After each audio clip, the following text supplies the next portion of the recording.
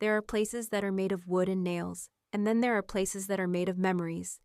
The house on Maple Street, the one I grew up in, was made of the latter. It was built from the memory of my father's off-key humming as he fixed a leaky faucet, the faint lingering scent of my mother's rose garden after a summer rain, and the exact height of the notch on the kitchen door frame that marked my 10th birthday. It wasn't just a house, it was the last tangible piece of my parents I had left in the world, which is why my brother, Leo, seeing it as nothing more than a giant, inconveniently located ATM was a problem to him. Our inheritance wasn't a home, it was a cash asset waiting to be liquidated. And our entire relationship for the past 2 years had been a quiet, simmering war over the soul of that house. Have you ever had a family member who looks at something precious, something sacred to you, and only sees a price tag? It's like you're speaking two completely different languages. A conversation between a historian and an auctioneer. If you've ever had to fight to protect a memory, hit that subscribe button. Because my fight was about to get a whole lot uglier than I could have ever imagined. After our parents passed away within a year of each other, the house was left to both of us, 50-50, right down the middle, joint tenants, for me. Living there in those first few months of grief was a comfort. I could still feel their presence in the worn armchair in the living room, in the scuffed hardwood floors. But for Leo, the house was a cage. He was 5 years my junior, and possessed a restless, get-rich-quick energy that always seemed to end in disaster. He was a man of grand, sweeping ideas, all of which required a significant cash infusion that he never seemed to have.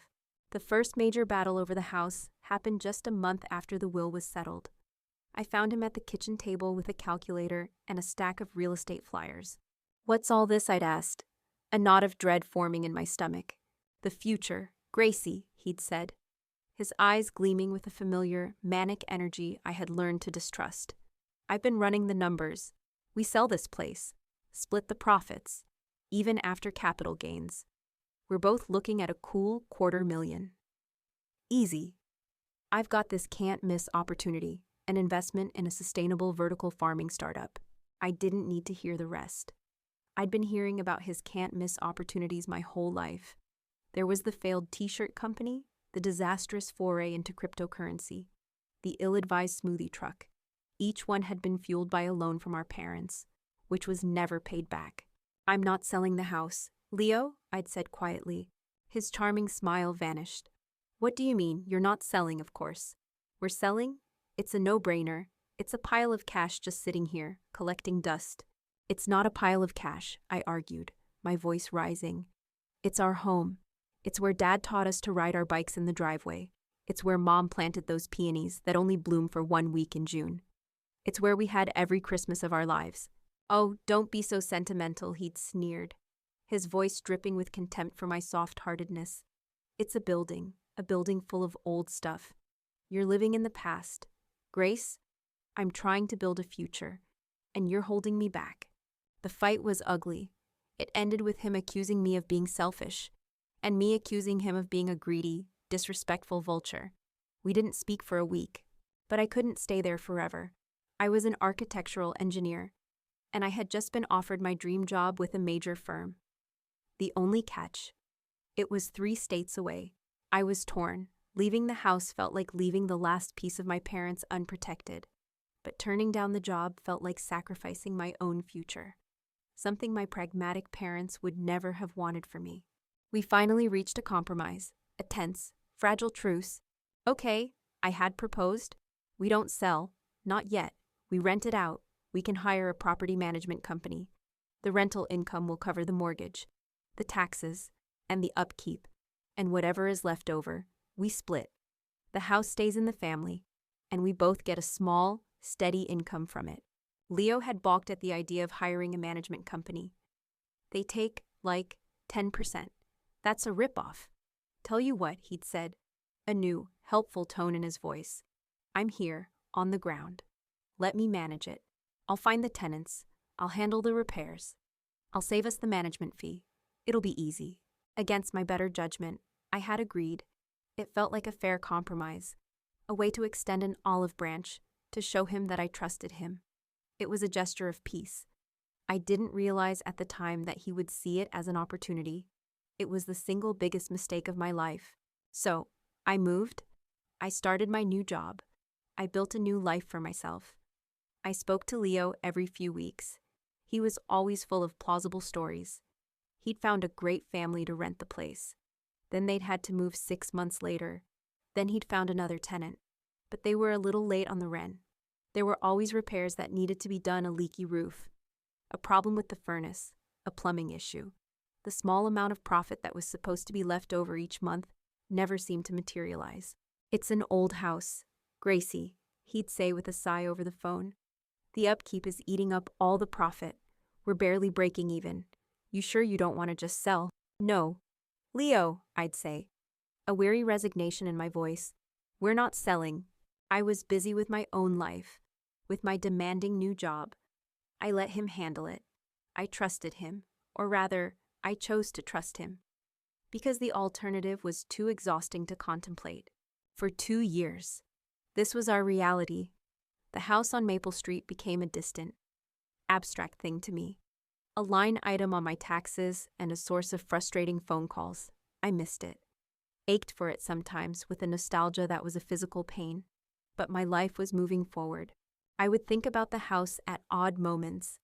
I'd remember the exact pattern of the water stain on my childhood bedroom ceiling, a shape that I had decided looked like a dragon.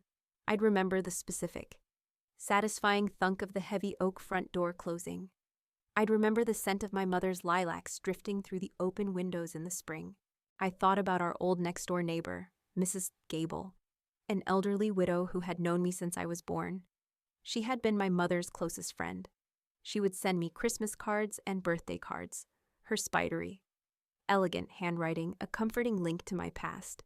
Her last card had arrived 7 months ago, for my birthday. I'd been meaning to call her for months, just to check in, but life had gotten in the way. I was sitting in my modern, minimalist apartment one Tuesday evening, looking at a photo of my parents on my bookshelf.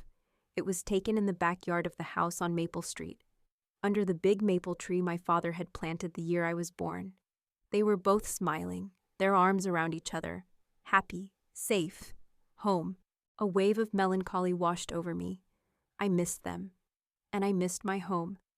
Not the idea of it, not the asset on a balance sheet, but the actual physical place. I missed its sounds, its smells, its ghosts. I resolved to do better, to be more connected. I would go back and visit for Thanksgiving. I would walk through the rooms of my childhood. And I would call Mrs. Gable, tomorrow, first thing. I went to bed that night with a sense of quiet resolve. I felt a sense of peace, a feeling that, despite the distance and the difficulties with my brother, our fragile compromise was working. The house was safe. My memories were safe. My last, tangible connection to the people I loved most in the world was secure.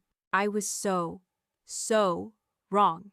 I was sleeping peacefully in my bed, 3 states away, completely unaware that the home I was dreaming of no longer belonged to me. The wrecking ball was already swinging, and the phone call that would shatter my entire world was just a few hours away.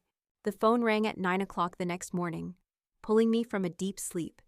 It was an unknown number with my old hometown's area code. I almost let it go to voicemail, but some instinct made me answer. "Hello, Grace, is that you?" "Dear, it's Eleanor Gable." A wave of warmth and nostalgia washed over me.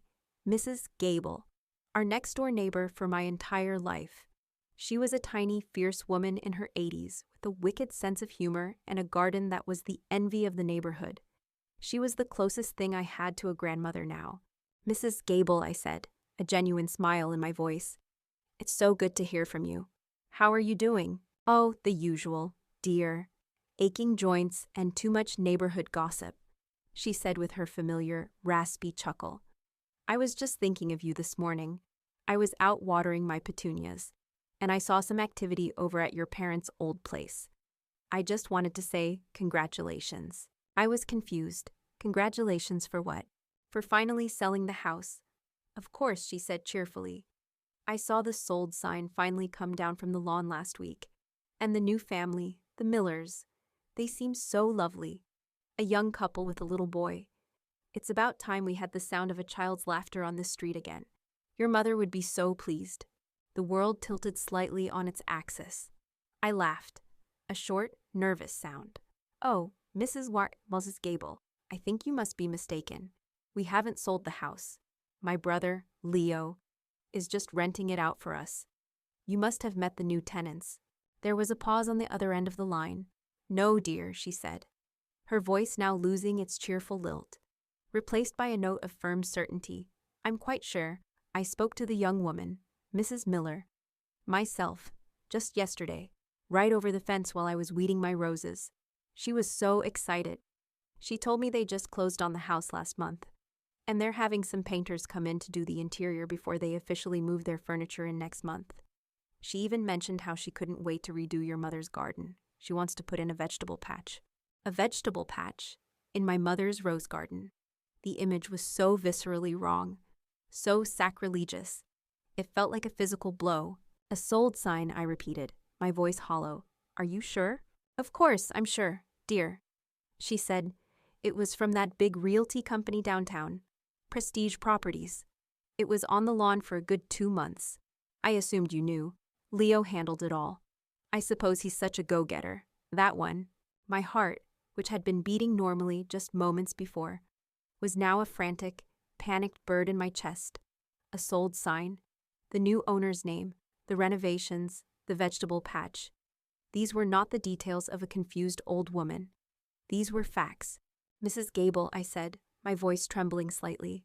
I have to go. It was so good to talk to you. You too, dear. Say hello to that handsome brother of yours for... I hung up before she could finish. My mind was a whirlwind of confusion and a new, creeping, ice-cold dread. It had to be a mistake. A massive, insane misunderstanding. Leo wouldn't, he couldn't, could he? I immediately dialed his number. My hands were shaking so badly I had to punch in the numbers twice. He answered on the 4th ring, his voice groggy, like I had woken him up. Hey, Gracie, what's up? It's early, he mumbled. I tried to keep my own voice light, casual. I didn't want to sound accusatory. Not yet. Hey, Leo, sorry to wake you. I just had the weirdest phone call. Yeah, he said, his voice thick with indifference. It was Mrs. Gable, I said, from next door to Mom and Dad's place. There was a sudden, sharp silence on the other end of the line. She seems to have this crazy idea that we sold the house, I said, forcing a little laugh. Another beat of silence, then his voice, when it came, was different. It was no longer groggy. It was sharp, defensive, and annoyed. Oh, for God's sake. Grace, are you serious? You're calling me about this. Well, she seemed so sure of it, I said, my own voice losing its casual tone. She said there was a sold sign on the lawn for 2 months. A sold sign, he scoffed, his voice dripping with condescension. Grace, Mrs. Gable is 85 years old. She's a sweet old lady, but she's losing her marbles. The tenants probably had a big barbecue, and she thought it was a new family moving in. Her mind plays tricks on her. She mentioned the realtor by name, Leo, Prestige Properties, and she said the new family's name is Miller. She said she spoke to them. Then she's confused, he snapped, his voice rising. Maybe the tenants are named Miller. How should I know? And the sign was probably a prank. You know the teenagers in that neighborhood. They're always pulling stupid stunts. Or maybe a realtor put a sign on the wrong lawn. It happens all the time. Are you seriously going to take the word of a confused old woman over your own brother? He was talking too fast, offering up a dozen flimsy explanations, his defensiveness a blaring siren. I'm not taking anyone's word. Leo, I said. My voice now as cold as his was hot. I'm just asking a question. It sounded strange, so I'm calling you. Well, it's a stupid question, he said, his anger now palpable. I am here. I am managing the property. I think I would know if I had sold the damn house. I'm dealing with leaky pipes and tenants who pay late. And you're calling me to bother me with some gossip from a senile neighbor. I don't have time for this. Grace, I have to go. And he hung up on me. I stood in my kitchen, the dial tone buzzing in my ear. My heart was pounding. Not with panic anymore, but with a terrible, chilling certainty. He was lying. His reaction was all the proof I needed. It wasn't the reaction of a confused brother. It was the reaction of a guilty man caught in a lie. The anger, the defensiveness. The immediate attack on Mrs. Gable's credibility. He protested too much, way too much. My hands were steady now. The grief and confusion had been replaced by a cold, hard resolve. If he wouldn't tell me the truth, I would find it myself. I went to my laptop. My fingers flew across the keyboard. First, I Googled prestige properties. The realtor Mrs. Gable had named, along with my hometown's name, their professional. Glossy website popped up immediately. I clicked on their sold properties section. My breath caught in my throat. I scrolled down, my eyes scanning the photos of manicured lawns and smiling families. And then I saw it, and my world stopped. It was my house. The house on Maple Street. There was no mistaking it. The big maple tree in the front yard, the slightly crooked shutter on the second-floor window. The rose bushes my mother had so carefully tended. It was all there, in a series of bright, professional real estate photos. And across the main picture, in a bold, red, digital banner, was a single, devastating word: sold. I clicked on the listing. I felt like a ghost, haunting my own life. I saw pictures of the inside of my home, staged and sterile for potential buyers. My father's armchair was gone. The family photos had been taken down from the mantelpiece. It was my house, but it had been stripped of its soul, reduced to a collection of empty rooms and square footage. I scrolled down to the listing details. Charming 3-bedroom colonial in a desirable neighborhood. A perfect family home, lovingly maintained, recently sold in a private transaction. A private transaction. That meant it had never gone on the open market. Leo had sold it quietly, under the radar, ensuring I would never see the listing online by accident. The rage that filled me was so intense it made me feel dizzy. This wasn't a misunderstanding. This was a deliberate, calculated act of theft and betrayal. But I needed the final piece, the irrefutable proof. I opened a new tab and typed in the name of our county's public records database. It took me a few minutes to navigate the clunky government website, but I finally found the property information search. My fingers trembled as I typed in the address 212 Maple Street. I hit enter, the record loaded, and there it was, in cold, hard, black and white, bureaucratic text. Property address 212 Maple Street. Last date of sale, October 18, 2025. Sale price $550,000. Grantor seller, Leo Vance and Grace Vance. Grantee buyer, Daniel and Sarah Miller. My name was on the deed of sale.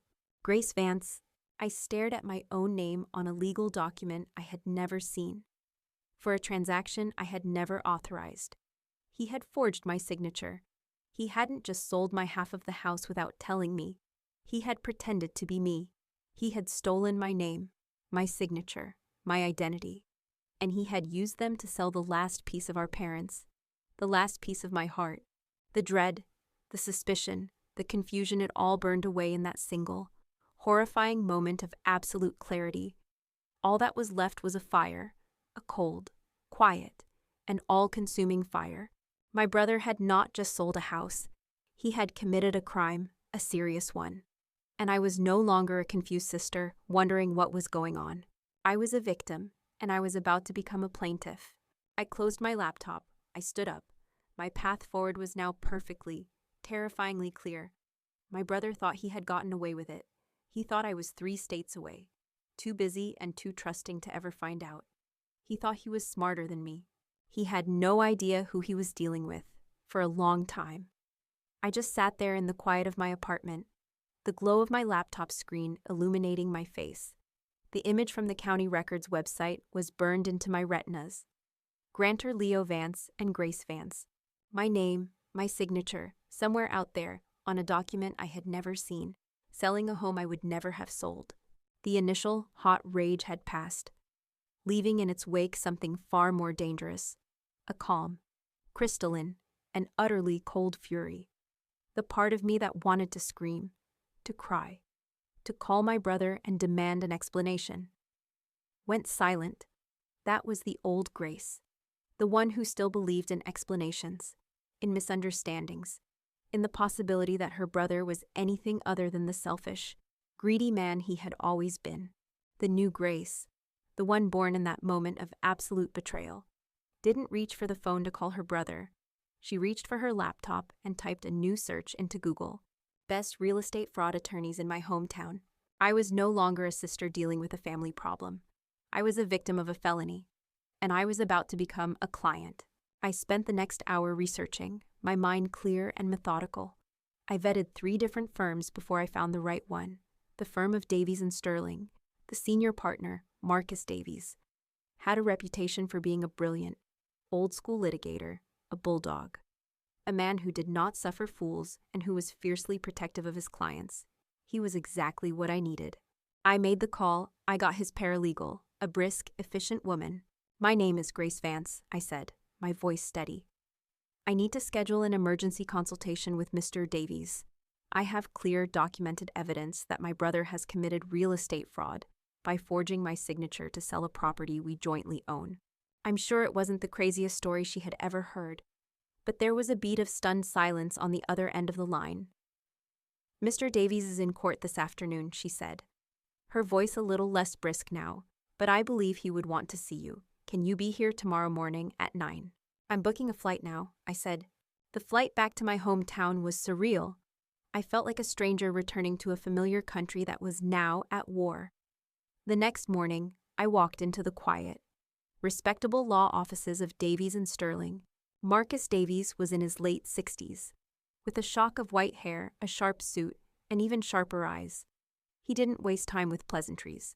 He gestured for me to sit and said, "Your paralegal told me the basics. Let's assume for a moment that I am a skeptical judge. Present your case." And so I did. I laid out the history, my parents' will leaving the house to me and Leo, our disagreement over selling it, our compromise to rent it out with him as the property manager, my move out of state, the suspicious phone call from my neighbor, Mrs. Gable, my brother's frantic, gaslighting denials, and finally, the online listing marked sold and the county record showing my name on the deed of sale. He listened intently, his fingers steepled, his expression unreadable. When I finished, he was silent for a long time. "Ms. Vance," he said finally, his voice a low, serious rumble, "this is a very serious accusation." "I know," I said, "and it's true. Your brother's story will be that you agreed to this, that you gave him verbal permission, signed the papers, and are now suffering from seller's remorse and trying to back out," he said, laying out the opposing argument. "It will be your word against his." "Then we need more than my word," I said. "We need the paper trail." A slow, wolfish smile spread across Mr. Davies's face. "Indeed, we do," he said. And that is where the fun begins. For the next 2 days, Mr. Davies's office became my war room. He was a force of nature, with a signed retainer from me. He had legal authority to act on my behalf, and he used it with the precision of a surgeon. His first call was to the title company that had handled the sale. He informed them that he represented one of the sellers, and that there was a strong possibility of signature forgery and fraud in the transaction. I could almost hear the panic on the other end of the phone. A title company's entire business is built on ensuring clean, legal transfers of property. The accusation of a fraudulent transfer was a nightmare scenario for them. They agreed to immediately courier over the entire closing packet for our review. The packet arrived the next afternoon. It was a thick, 3-inch binder, full of documents. Mr. Davies and I sat in his conference room, the binder between us, and we began the autopsy of my brother's crime. We went through it page by page, the purchase agreement, the disclosure forms, the title report, and then we found it, the grant deed, the legal document that officially transferred ownership of the property. And at the bottom of the page were the signature lines. Grantor Leo Vance. His signature was a confident, arrogant scrawl. And right below it, Grantor Grace Vance. I stared at the signature, my own name, written in a hand that was not my own. It was a clumsy, almost childish imitation of my handwriting. He had clearly practiced, but he hadn't gotten it right. The loop on my G was too wide. The tail of my E was too short. It was a forgery, a bad one. Seeing it there, in black and white, was a profound violation. It was my name, my identity, stolen and used to commit a crime against me. "He didn't even do a very good job," I whispered, a strange, hysterical laugh bubbling up in my throat. "Criminals rarely do," Mr. Davies said grimly. "They are arrogant, They believe they won't get caught. We kept digging. We found the notarization page. The notary public had dutifully stamped and signed, attesting that both Leo Vance and Grace Vance had appeared before her and signed the document in her presence. I was 3 states away on that date. I said, I was in a meeting with my entire department. I have a dozen witnesses who can confirm it. He likely hired someone to impersonate you, Mr. Davies mused. Or he charmed the notary. Some of them, I'm afraid, are not as diligent as the law requires. We will be having a conversation with her, and with the state licensing board, very soon. And then we found the final, most damning piece of the puzzle, the closing statement and the wiring instructions. It detailed the final sale price of $550,000 after the mortgage was paid off and closing costs were deducted. The net proceeds to the sellers were just over $480,000. The instructions, signed by Grace Vance and Leo Vance, directed the title company to wire the entire sum into a single bank account, a new savings account that had been opened just a week before the closing, an account that was solely in my brother's name. There it was, not just a home sold from under me, but the proceeds stolen in their entirety. There was no ambiguity. There was no room for misunderstanding. This was calculated, premeditated, grand theft. Mr. Davies leaned back in his chair. Well, he said, this is not a family dispute, Miss Vance. This is a multi-count felony, forgery, which is a felony, perjury, for signing a legal affidavit stating he had the right to sell, which is a felony, wire fraud, for having the proceeds transferred. That's a federal offense. Your brother is in a world of trouble so deep he can't even see the top. I should have felt triumphant, but I just felt empty. This was my brother, my little brother. How could he have done this? So what do we do now? I asked, my voice heavy. The standard procedure, Mr. Davies said, is to file a lawsuit to quiet the title, which legally establishes you as the rightful owner. We will notify the buyers, the Millers, that the sale was fraudulent and is therefore void. We will file a police report for the forgery and the fraud, and we will sue your brother for the stolen funds and punitive damages. I thought about it. A quiet, legal process. Letters from lawyers, months, maybe years, of court dates. It was the sensible path, the clean path, but it didn't feel right. Leo had committed this crime in the shadows, hidden behind lies and forgery. A quiet, private, legal battle would allow him to continue to lie, to spin the story, to play the victim to the rest of our family and friends. He would paint me as the vengeful, money-grubbing sister, dragging him through the courts over a simple misunderstanding. He thrived in the shadows. I needed to drag him into the light. No, I said, a new idea, a bolder, more dramatic idea, forming in my mind. That's not what we're going to do. Mr. Davies looked at me, intrigued. That gives him time to hide the money, I said. It gives him time to craft a new set of lies. He did this to me publicly, even if I didn't know it at the time. The sold sign was on my lawn. My neighbors know. The new family knows. He needs to be held accountable publicly. What are you proposing? He asked, a slow smile returning to his face. He was a litigator. He appreciated a taste for drama. The closing was 6 weeks ago, I said, my mind racing, putting the pieces together. The Millers, the new buyers. Mrs. Gable said they were doing some painting before they moved their furniture in. They'll be moving in soon, probably at the beginning of next month. That's moving day. I looked at him, my plan fully formed. He will be there on moving day. I know he will. He'll be there to hand over the keys, to play the part of the magnanimous seller, to oversee his triumph. He will be at his most arrogant, his most confident. And that's when we strike. An ambush, Mr. Davies said, his eyes gleaming. I like it. I don't want to just send him a letter from a lawyer, I said, my voice now hard as steel.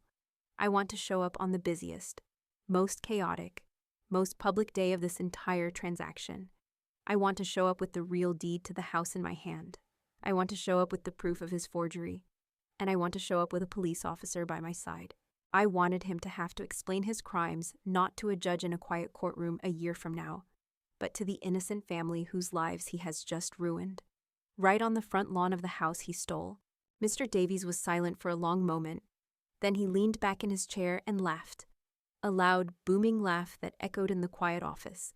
"Ms. Vance," he said, wiping a tear of mirth from his eye. "You are my new favorite client. It's unorthodox. It's dramatic. It's needlessly confrontational." He grinned. "Let's do it." We spent the rest of the afternoon making the arrangements. The trap was no longer just about catching him. It was about creating a public spectacle of his downfall. My brother sold my childhood home behind my back. I was about to serve him a public eviction notice from our family. The plan to ambush my own brother on the front lawn of our childhood home was born in the quiet, mahogany-paneled office of Marcus Davies. It was a plan forged from equal parts legal strategy, righteous fury, and a flair for the dramatic that I didn't know I possessed until my entire life had been stolen from me. "He needs to be held accountable publicly," I had told him. The words tasting like steel in my mouth. Mr. Davies had looked at me, a slow, appreciative smile spreading across his face. He was a litigator, a warrior. He understood that some battles are not won in quiet. Confidential letters, they are won in the bright, unforgiving light of day. Our first move was reconnaissance. The Millers, the innocent family who had bought my home from a thief, were the key. Mrs. Gable had said they were planning renovations before moving in at the beginning of next month. We needed to confirm the exact date. "Leave it to me," Mr. Davies had said, a predatory glint in his eye. The next morning, he had his paralegal make a call to Prestige Properties. The realtor Leo had used, she didn't call as my representative. She called as Brenda from Allstate Moving Insurance, her voice a perfect imitation of bored, bureaucratic efficiency. "Yes? Hello?" she chirped into the phone. "I'm calling to confirm the move-in date for the Miller family at 212 Maple Street for insurance purposes. Our records show it's scheduled for Saturday, December 1st. Can you just confirm that's correct?" The unsuspecting agent on the other end had confirmed it without a second thought. Saturday, December 1st. We now had a date for our party. Our next stop was the police station. This was the part I dreaded the most. Walking into a police station to file a report against your own brother is a line you can never uncross. It is the final, formal declaration that your family is broken beyond repair. The station was a sterile, intimidating place that smelled of disinfectant and old coffee. Mr. Davies, however, moved through it with the easy confidence of a man on his home turf. We met with a man named Detective Miller, a veteran in the financial crimes unit, with tired eyes that had seen every possible version of human greed. We sat in his small, cluttered office, and Mr. Davies laid out our case. He didn't present it as a messy family dispute. He presented it as a clear-cut case of felony fraud. He placed the documents on the detective's desk one by one, like a dealer laying out a winning hand of cards. "First," he said, sliding a certified copy of my parents' will across the desk, "the original bequest, clearly stating the property at 212 Maple Street is left to Grace Vance and Leo Vance as joint tenants." He then slid the forged grant deed next to it. "Second, the fraudulent deed of sale, dated 6 weeks ago, bearing a forged signature of my client, Mizia Vance." He added the sworn affidavit from the terrified notary, who, when confronted by Mr. Davies, had immediately admitted that I had not been present at the signing and that Leo had assured her he had his sister's full permission. And finally, he laid out the bank records, showing the wire transfer of nearly $500,000 into a private account held solely by Leo Vance. Detective Miller looked through the documents, his expression growing grimmer with each page. He looked up at me, his tired eyes full of a new, sharp interest. "And your brother's story is that you agreed to this?" he asked. "His story is that our 85-year-old neighbor is senile and that I'm being paranoid," I said, my voice quiet. The detective let out a short, humorless laugh. "Miss Vance," he said, leaning back in his chair, "in my 20 years on the force, I've seen a lot of brazen criminals. But this is a work of art. The gall on this kid is something else." He assured us that, based on the evidence, he had more than enough to open a formal investigation and likely secure an indictment for multiple felonies. "Now, normally," he said, "we'd go pick him up, but your plan, it's unorthodox, and I like it." He looked at Mr. Davies. "You understand that if things get heated, it could complicate matters.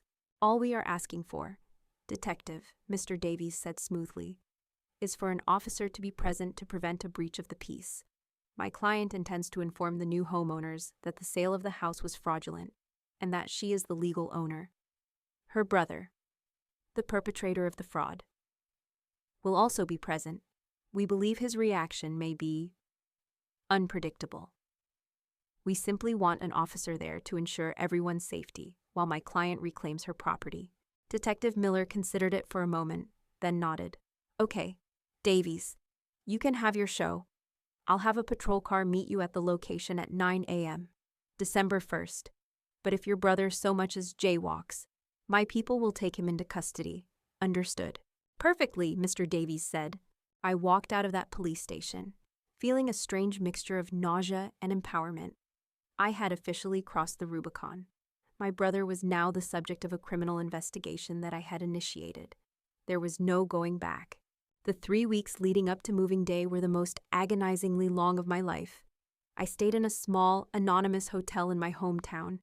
Every day felt like a year. The waiting was a form of torture. As expected, my radio silence drove Leo crazy. He called me a dozen times. He left a series of increasingly frantic voicemails. At first, they were angry. Grace, what the hell is your problem? Why aren't you answering your phone? Are you still mad about that stupid phone call? Grow up. Then, they turned confused and slightly worried. Okay, seriously, Grace, this isn't funny. Just text me back so I know you're okay. Mom and Dad wouldn't want us fighting. And finally, they became pleading. Grace, please, I'm sorry. I was a jerk on the phone. Just call me, please. I'm starting to get worried. I listened to all of them, my heart a cold, hard stone. His worry wasn't for me, it was for himself. My silence was a loose thread he couldn't account for, and it was making him nervous. Good. During this time, Mr. Davies was working quietly in the background. He took care of the most important detail, the one that had been gnawing at me, the innocent Miller family. He contacted the title company and the escrow agent, informing them that a significant title dispute had arisen and that a criminal investigation was underway.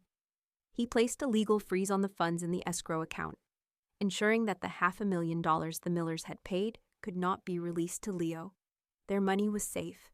That was non-negotiable for me. I was not going to let my brother's crime ruin their lives as well as mine. Let me tell you, planning an ambush for your own brother on the front lawn of your childhood home is a weird feeling. It's like planning a surprise party where the guest of honor gets arrested. There's no etiquette guide for that. I spent my sleepless nights pacing the floor of my hotel room, my mind replaying the scene over and over again. I felt moments of profound, soul-crushing sadness. This was my little brother, the boy I had built forts with in the living room on rainy days, and I was about to systematically destroy his life.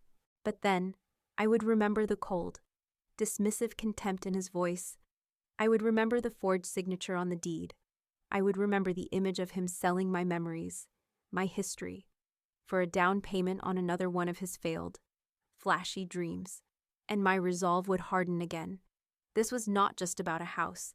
This was not just about money. This was about a lifetime of him taking and me giving.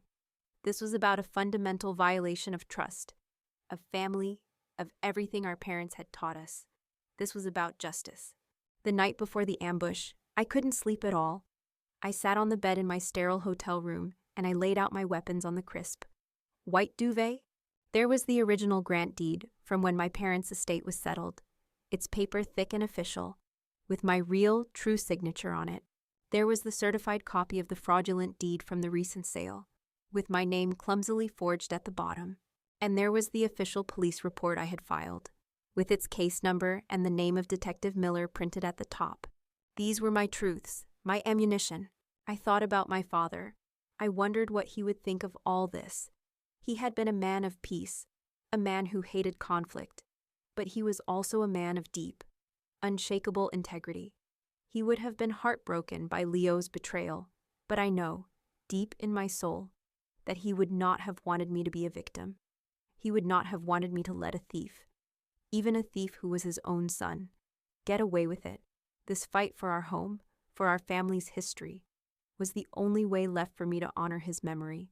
I finally fell into a restless sleep around 4 a.m. When my alarm went off at 7, I woke up with a strange and total sense of calm. The anxiety was gone. The doubt was gone. The sadness was still there. A quiet ache in the background. But it was overshadowed by a cold, clear sense of purpose. The waiting was over. The art of the ambush was all in the execution. And I was ready to execute. Saturday, December 1st, was a crisp, cold, and brilliant day. The kind of day where the sky is a sharp, unforgiving blue, and the air is so clear you can see for miles. It was a perfect day for moving, a perfect day for an ambush. We met Officer Riley at the corner of Maple Street, just as planned. He was a tall, calm man in his 40s, with a steady gaze that seemed to take in everything without judgment. Mr. Davies introduced us and quickly briefed him on the situation. "So, to be clear," Officer Riley said, looking at me with a professional, neutral expression, "you are the legal co-owner. You have not given consent for this sale, and you believe your signature was forged on the deed." "That's correct, officer," I said, my voice steady. I handed him a copy of the police report I had filed with Detective Miller. He reviewed it, his expression unchanging. "All right, my role here is to keep the peace while you assert your property rights. If your brother has indeed committed fraud, that will be handled by the detectives. My job today is to make sure no one gets hurt and no laws are broken while you sort this out. Let's go." The three of us, the wronged sister, the bulldog lawyer, and the uniformed arm of the law walked down the quiet, tree-lined street towards my home, towards the mayhem. I could see it from half a block away. A giant moving truck was parked in the driveway. Its ramp down like a long, intrusive tongue. The front lawn, my mother's perfectly manicured lawn, was littered with cardboard boxes and haphazard piles of furniture. A young couple, who I assumed were the Millers, were happily carrying a lamp towards the front door. And there, in the middle of it all, was my brother.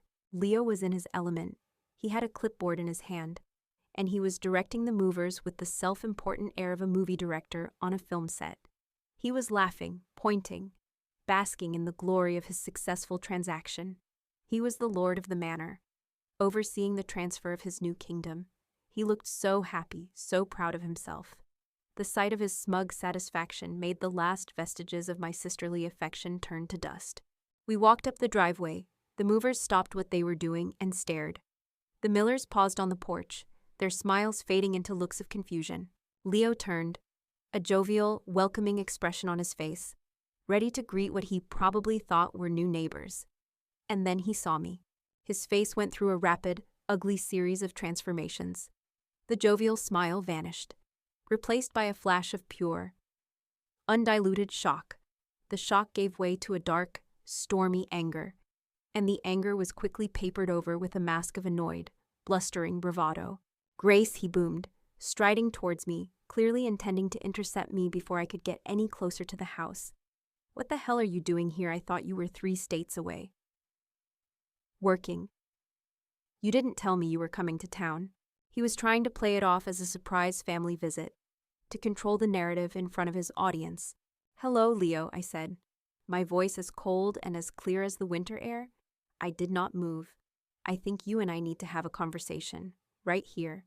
A conversation about what he asked, trying for a dismissive laugh. "This isn't a good time. As you can see, I'm a little busy. I'm handling the move for the new tenants." Tenants. The lie was so effortless, so practiced. "It's funny," I said, my voice dangerously sweet, because I was under the impression they were the new owners, along with the realty company that put a sold sign on my lawn, and the county records office that shows my name on a deed of sale. The color drained from his face. This was not going the way he had planned. "I don't know what you're talking about," he stammered, his eyes flicking nervously towards the Millers, who were now watching us with open alarm. "You're confused." "No, Leo," I said, "I'm not confused at all, but I can see that you are, so I brought some people to help clear things up." I gestured to the 2 men standing silently beside me. "This is my lawyer, Mr. Davies. And this," I said, looking at the uniformed officer, "is Officer Riley of the local police department." If Leo's face had been pale before, it was now a ghastly, translucent white. The sight of the police uniform seemed to suck all the air out of his lungs. The young couple, the Millers, came walking down from the porch, their faces etched with anxiety. "I'm sorry," the man said, looking from me to Leo. "What's going on here?" "Who are you?" I turned to them, and my voice softened with a genuine sympathy that was a stark contrast to the ice I had for my brother. "My name is Grace Vance," I said, "and I am so sorry for this. I'm afraid my brother has sold you something that did not belong to him." "What?" Mrs. Miller asked, her hand flying to her mouth. I turned back to my brother, who was now staring at me with the eyes of a cornered rat. I opened the folder I was carrying. "This, Leo," I said, holding up the certified copy of our parents' will, "is the original deed, showing that this house belongs to both of us, as joint tenants, which means it cannot be sold without both of our signatures." Then I held up the second document, the forged grant deed from the sale. "And this," I said, my voice dropping, "is the forgery you submitted to the title company. This is the crime you committed." I held the two documents side by side. "This is my signature," I said, pointing to the real one. "And this is your pathetic, clumsy attempt at my signature. Did you really think I wouldn't find out?" He finally broke. The bravado, the charm, the lies, it all just crumbled, leaving behind the weak, panicked man-child he had always been. "This is ridiculous," he blustered, his voice a high-pitched squeak. "She's lying, she's crazy, she's just trying to extort money from me. She agreed to the sale, she signed the papers, and now she's backing out." He turned to the Millers, his eyes pleading. "Don't listen to her. She's unstable." It was then that Mr. Davis stepped forward, a quiet, authoritative presence. "Mr. Vance," he said, his voice calm and lethal, "I would strongly advise you to stop talking. We have certified copies of every document from this fraudulent transaction. We have the closing statements showing the entire $500,000 proceeds being wired solely to a new bank account in your name. We have a sworn, notarized affidavit from the notary public you duped, stating that my client was not present at the signing. And we have an active police investigation, a copy of which Officer Riley has in his possession." He gestured to the officer, who just nodded grimly. "You have committed multiple felonies," Mr. Davies continued, his voice relentless. "Forgery, wire fraud, perjury. The question is no longer if you did it. The only question left is how many years you will be spending in prison for it." Leo just stared at him, his mouth opening and closing silently. He was done. His web of lies had been so completely, so thoroughly, and so publicly destroyed that he had nothing left. It was Officer Riley who finally moved, stepping forward, his hand resting lightly on his belt. His presence was a solid, unimpeachable wall of consequence. "Sir," he said to Leo, his voice polite but firm, every word carrying the full weight of the law, "we have a credible report, supported by significant evidence, of a felony crime having been committed concerning this property. I'm going to have to ask you to come with me down to the station to answer some questions." Leo looked like he was going to faint. You can't arrest me," he whispered. "I'm not arresting you, sir," Officer Riley said. "Right now, I'm just detaining you for questioning, but I'd advise you to cooperate." As one of the movers let out a low whistle, Officer Riley gently but firmly guided my brother towards his patrol car. My brother, being led away by the police, from the front lawn of the house our parents had left us, with Leo being dealt with, I turned to the poor, devastated Miller family. They were standing by the moving truck, their faces a mixture of shock, horror, and heartbreak. Their dream home, their new beginning, had turned into a crime scene. "Mr. and Mrs. Miller," I said, walking over to them, my heart aching with a genuine sympathy for them. "I cannot begin to tell you how sorry I am for what my brother has put you through. You are completely innocent victims in this nightmare." "But we bought the house," Mr. Miller said, his voice dazed. "Our money, our life savings." "Your money is safe," I said quickly. "My lawyer has already been in contact with the escrow company. The funds were frozen last week due to the title dispute. The sale is void, because it was based on fraud. You will get every single penny of your money back. I promise you that." Mrs. Miller started to cry, quiet, heartbroken sobs. "Our home," she whispered. "We loved this house." "I know," I said softly. "I love it, too. It's why I could never sell it." I stood there on the lawn, the real deed clutched in my hand. The moving truck was half empty. The miller's life was half unpacked on my lawn. My brother was sitting in the back of a police car. The battle was won. I had reclaimed my home. But looking at the chaos, at the wreckage of my brother's life and the shattered dreams of this innocent family, it did not feel like a victory. It just felt like a terrible, necessary, and heartbreaking ending. The flashing lights of Officer Riley's patrol car painted the front of my childhood home in strobing. Surreal shades of red and blue. The moving truck's engine rumbled. A low, diesel counterpoint to the quiet sobbing of Mrs. Miller. The idyllic suburban street had been transformed into the set of a primetime crime drama. And in the center of it all, I stood on the lawn, the real deed to the house in my hand, feeling like a stranger in my own life. My brother, Leo, was gone, whisked away in the back of a police car. His final parting look was not one of remorse. It was one of pure, venomous hatred. He had been outplayed, outmaneuvered, and publicly exposed. And in his mind, it was all my fault. He would never understand, never accept, that this was a disaster of his own making. My lawyer, Mr. Davies, was speaking in low, reassuring tones to the movers, explaining that there had been a legal complication and that their services were no longer needed for the day. But my focus was on the Millers, the young, happy couple whose dream of a new home had just been detonated on their front lawn. They were the collateral damage in my brother's war against me, and my heart ached for them. I walked over to where they were huddled by their car, Mrs. Miller crying softly into her husband's shoulder. "Mr. and Mrs. Miller," I said gently, "I know that no words can fix what has happened here today, and I know that I'm sorry is not enough. But I am so profoundly sorry for what my brother's greed and deceit has put you through. It wasn't your fault," Mr. Miller said, his voice dazed. "But what do we do now? Our lease is up on our old apartment. All our things are in that truck. We have nowhere to go." The practical, devastating reality of their situation hit me. They were, in this moment, just as homeless as I had been a few weeks ago. "Okay," I said.